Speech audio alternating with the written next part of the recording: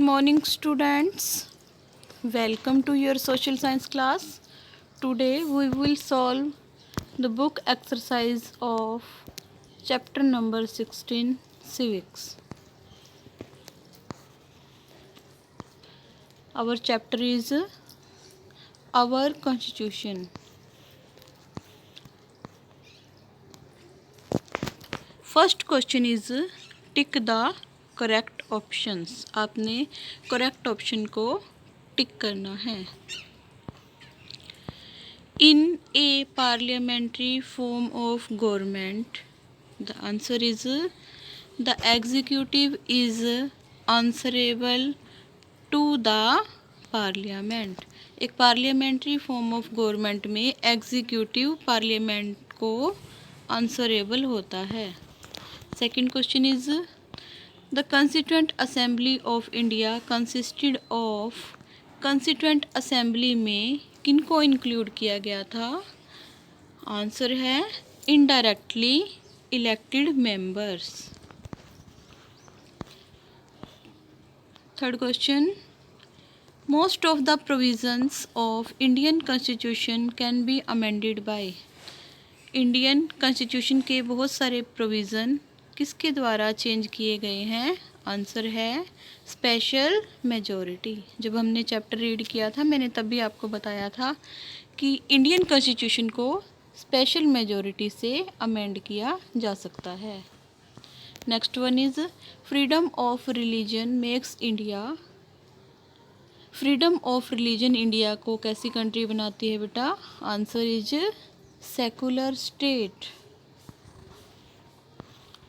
Fifth question is which one of the following statements goes against the spirit of federalism in India.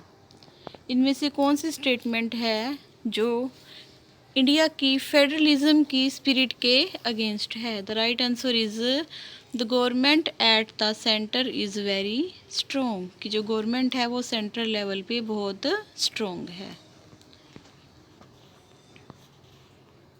Our next question is fill in the blanks.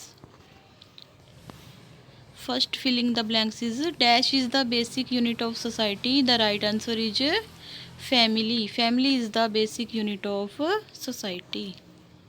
Second question, India is a vast country with various dash dash and dash diversities.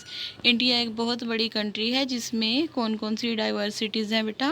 Physical, cultural and social diversities.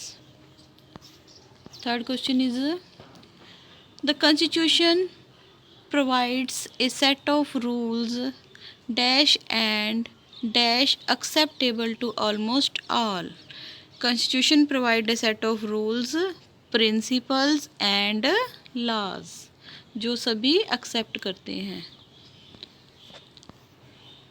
Fourth fill-up is England is not a republic because its head of the state. England एक democratic country है परंतु फिर भी Republic नहीं है क्योंकि जो state का हेड है, इंग्लैंड का हेड है, वो कौन होता है बेटा? क्या आएगा फिलअप में? Hereditary.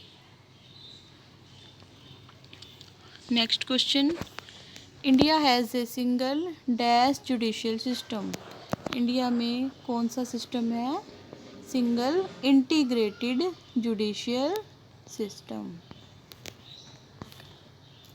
Next question, right true और false for the following statements. First one is Mohan is a Gujarati but lives in Himachal Pradesh and has a dual citizenship. बेटा दिस इज false statement क्योंकि India में single citizenship होती है चाहे वो किसी भी स्टेट में रहे.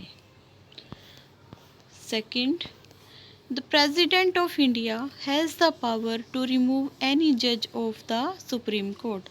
President of India के पास पावर होती है कि वो सुप्रीम कोर्ट के किसी भी जज को रिमूव कर सकता है. This is false statement.